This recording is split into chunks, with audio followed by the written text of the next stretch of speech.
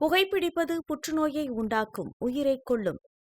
மது அருந்துதல் உடல் நலத்திற்கு தீங்கு விளைவிக்கும். பாதுகாப்பாக இருப்பீர், மது அருந்திவிட்டு வாகனம் ஓட்டாதீர்.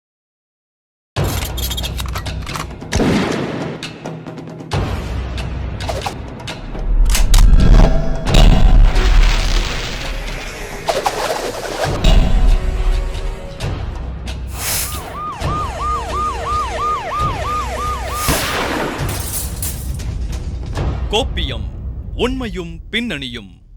மேற்கு தொடர்ச்சி மலையை ஒட்டி இருக்கக்கூடிய பகுதிகளில் தொடர்ந்து நடந்து வரக்கூடிய மனித மிருக மோதல்களுக்கிடையே கடந்த 4 நாட்களில் ஒசூர் பகுதியில் 2 பேரை யானை மிதித்து கொன்ற அதிர்ச்சிகரமான சம்பவத்தை பற்றி இப்போ பார்க்கலாம்.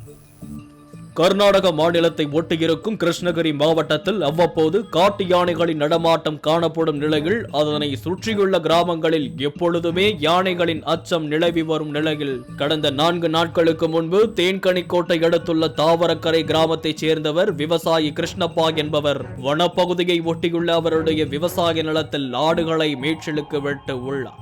அப்போது ஒரு ஆடு வனப்பகுதிக்குள் சென்ற நிலையில் அதனை தேடி கிருஷ்ணப்பாவும் வனத்திற்குள் சென்று உள்ளார். அப்போது எதிர்பாராத விதமாக அங்கு வந்த காட்டு யானை அவரை விரட்டி தாக்கி உள்ளது.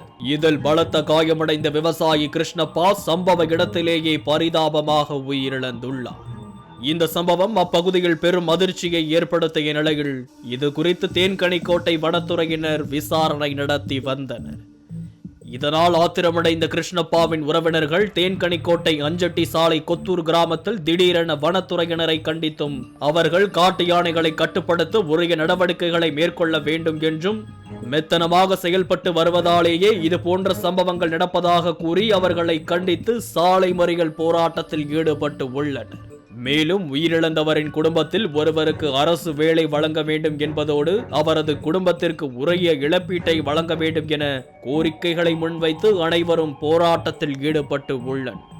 இது நடந்த 2 நாட்கள் கூட ஆகாத நிலையில் அதே போல கிருஷ்ணகிரி மாவட்டம் மகாராஜா கடை வனப்பகுதியில் முகாமிட்டிருந்துள்ள 10க்கும் மேற்பட்ட காட்டு யானைகள் கடந்த 3 ஆண்டுகளாக மகாராஜா கடை வனப்பகுதியை ஒட்டியுள்ள 10க்கும் மேற்பட்ட கிராமங்களில் புகுந்து விவசாய நிலங்களை சேதப்படுத்தி வந்து உள்ளன.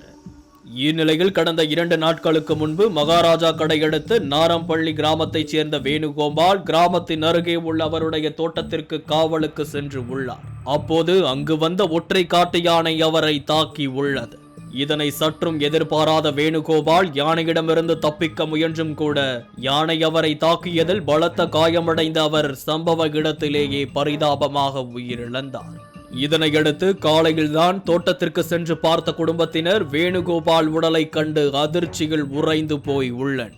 பின்னர் இது குறித்து தகவல் அறிந்து சம்பவ இடத்திற்கு விரைந்து வந்த வனத்துறையினர் மற்றும் மகாராஜா கடை போலீசார் வேணுகோபாலின் உடலை மீட்க முயன்று உள்ளனர். அப்போது வேணுகோபாலின் உறவினர்கள் மற்றும் கிராம மக்கள் அனைவரும் வனத்துறையினர் யானைகளை விரட்ட நடவடிக்கை எடுக்கவில்லை என குற்றம் சாட்டி போலீசாருடன் வாக்குவாதத்தில் ஈடுபட்டு சாலை மறியலில் ஈடுபட முயன்று உள்ளனர். இதனையடுத்து சம்பவ இடத்திற்கு வந்த கூடுதல் காவல் கண்காணிப்பாளர் சங்கர், கிருஷ்ணகிரி காவல் துணை கண்காணிப்பாளர் முரளி, பர்கூர் காவல் துணை கண்காணிப்பாளர் முத்துகிருஷ்ணன் மற்றும் போலீசார் உறவினர்களிடம் பேச்சுவார்த்தை நடத்தி அவர்களை சமாதானப்படுத்தினர். இந்த சம்பவங்கள் கிருஷ்ணகிரியில் பெரும் அதிர்ச்சியை ஏற்படுத்தி உள்ளன.